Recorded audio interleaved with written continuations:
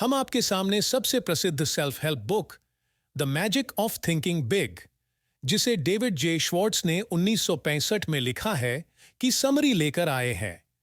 इस बुक का उद्देश्य है ये समझाना कि बड़ी जिंदगी जीने के लिए बड़ा सोचना बहुत जरूरी है। इस समरी में हम उनके 13 बेस्ट आइडियाज को देखेंगे। इन आइडियाज ने लेखक की जिंदगी बदल दी है और उन्हें पूरा भरोसा है कि ये विचार आपके जीवन को भी बेहतर बनाने में मदद करेंगे। तो चलिए समझते हैं वो 13 महत्वपूर्ण लेसन्स जिसको फॉलो करके लेखक एक नए मुकाम तक पहुंचे हैं। विश्वास करें कि आप सफल हो सकते हैं, और आप करेंगे। जब हम ये विश्वास करते हैं कि मैं कर सकता हूं तो वो कैसा होगा, इसका जवाब आपको खुद मिल जाता है। ये हाउ पार्ट का जवाब सिर्फ उस इंसान के पास आता है जिसको विश्वास होता है कि वो कर सकता है। दृढ़ विश्वास ही दिमाग में हाउ पार्ट के कई अलग अलग आइडियाज को जगाता है। मैं सकारात्मक हूं या मैं कर सकता हूं, ये बहुत पावरफुल होता है। उनका कहना है कि अगर हमें विश्वास है कि हम कर सकते हैं तो हम जरूर सफल होंगे। अगर हम जानते हैं कि हम एक प्रोफेशनल फुटबॉल प्लेयर बन सकते हैं, अगर हम मानते हैं कि हम करोड़पति बन सकते हैं, अगर हम मानते हैं कि हम जीवन में बड़ी चीज हासिल कर सकते हैं, तो हम जरूर कर लेंगे। लेकिन ये तभी होगा जब हम चाहेंगे। किसी भी चीज को हासिल करने के लिए बस उस पे बिलीव करना जरूरी है। अपने आप को एक्सरसाइटिस से ठीक करें। विफलता रोग, फेलियर डिजीज। आपको ये देखना होगा कि इंसान जितने कम बहाने बनाता है उतनी ही जल्दी सफल होता है। लेकिन आपने ये भी देखा होगा कि अगर आपका कोई दोस्त कहीं नहीं पहुंच पाया तो उसके पास बहाने की एक पूरी किताब होगी। मीडियोकर इंसान हमेशा एक ही बात समझाता है कि वो लोग कोई काम क्यों नहीं कर रहे हैं, क्यों नहीं कर पाए और आगे भी क्यों नहीं कर पाएंगे। क्या आप भी इस तरह के बहाने बनाते हैं? मैं आज थक गया हूं, इसलिए मैं इस काम को कल करूंगा। मैं बहुत छोटा हूं, मैं कुछ शुरू करने के लिए बहुत बड़ा हूं। मैंने ऐसा पहले कभी नहीं किया है। मेरा आज काम करने का मन नहीं कर रहा है। मैं अभी इतना स्मार्ट नहीं हूं। मैं इतना लकी नहीं हूं। यह बहुत कठिन है। मेरे पास तो पैसा ही नहीं है।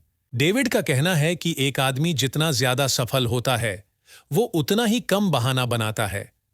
जो लोग सफल नहीं हो पाए उनके पास हमेशा बहाने की पूरी लिस्ट होती है, और वो हमेशा इसी चीज भी अटक जाते हैं कि वो सफल क्यों नहीं हो पाए। यही फर्क होता है अमीर और गरीब लोगों का। हम अपने एक्शन चुन सकते हैं जो हम डेली बेसिस पर करते हैं। अगर हम सफल होना चाहते हैं तो हम सफल लोगों के काम की नकल कर सकते हैं। अगर हम सफल नहीं होना चाहते हैं, सब खराब करना चाहते हैं, तो हम उन लोगों की नकल करते हैं जो सफल नहीं हैं। अगर हम अमीर बनना चाहते हैं तो अमीर लोगों के काम की नकल करते हैं। एक बार जब हम कॉजेज एंड इफेक्ट्स के लॉ को अपना लेते हैं तो जीवन असल में बहुत आसान हो जाता है। अपने आप को छोटा मत सोचो।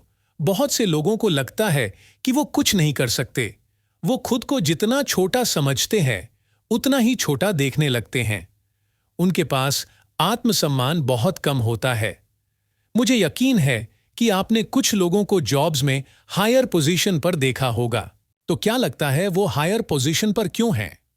इसका सरल उत्तर, ऐसे लोग अपने बारे में ज्यादा सोचते हैं। उनके पास खुद पर विश्वास ज्यादा होता है। उन्हें लगता है वो कर सकते हैं।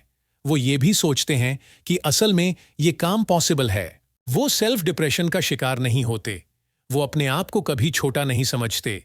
वो ये कभी नहीं सोचते कि हर कोई उनसे ज्यादा बेहतर है।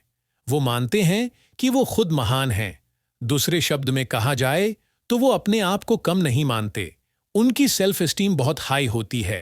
बिग, ब्राइट, चीयरफुल और पॉजिटिव शब्दों का प्रयोग करें जब आप बोलते हैं या लिखते हैं, तो उसका ये मतलब है कि जैसे एक प्रोजेक्टर दूसरे के दिमाग में फिल्म दर्शाता दर्शन है, वैसे ही आपके द्वारा बनाई गई तस्वीर ये निर्धारित करती हैं कि आप या दूसरे कैसे रिएक्ट करते हैं। मान लो कि आप एक ग्रुप को ये बोलते हैं कि मैं फेल हो गया हूं। इसको लोग हार या निराशा या डिसअपॉइंटमेंट जैसे शब्द में एक्सप्रेस करते हैं, बजाय इसके कि वो प्रोत्साहित करें या कोशिश करते रहने की सलाह दें। हमारा मन शब्दों में नहीं सोचता, बल्कि ये पिक्चर्स, इमेजेस या मूवीज में सोचता है। जो शब्द हम उपयोग करते हैं, हमारा दिमाग उनको इमेजेस और मूवीज में बदलता है। जब हम पिंक एलिफेंट कहते हैं, तो हमारे दिमाग में पिंक एलिफेंट की पिक्चर बनती है। जब हम डॉल्फिन या पूल कोई भी शब्द कहते हैं, तो हमारे दिमाग में इन सब की पिक्चर बन जाती है। ये जरूरी क्यों है? क्यों हमें अपने शब्द को सावधानी से चुनना चाहिए? यहाँ एक उदाहरण से समझाया गया है कि अगर आप प्रॉब्लम शब्द सुनते हैं, तो आप अपने दिमाग में मुश्किल या हल न होने वाली जैसी पिक्चर बनाते हैं। अगर आप इसी चीज को एक चुनौती के रूप में सोचते हैं, तो आपका दिमाग सकारात्मक और एक्साइटिंग पिक्चर बनाता है। अगर आप कोशिश शब्द सोचते हैं, तो आपका दिमाग ये सोचता है कि ये इतना इंपॉर्टेंट नहीं है, इसमें आप अपना बेस्ट देंगे, लेकिन उसका पूरा होना या ना होना आपके लिए जरूरी नहीं है। ये बहुत अजीब है कि मैं करूंगा या मैं इसे करने की कोशिश करूंगा में बहुत बड़ा अंतर है। कोशिश शब्द ये बताता है कि हम सफल नहीं होंगे। इसके बारे में सोचे, कभी आपसे किसी ने यह कहा कि मैं वहां 5 बजे होने की कोशिश करूंगा। क्या इसका यह मतलब है कि मैं 5 बजे वहां रहूंगा? तो रियल में वो नहीं जानते कि वो कहां होंगे। जबकि सही स्टेटमेंट यह है कि मैं शाम 5 बजे वहां पहुंच जाऊंगा। महत्वपूर्ण दिखें। यह आपको महत्वपूर्ण सोचने में मदद करता है।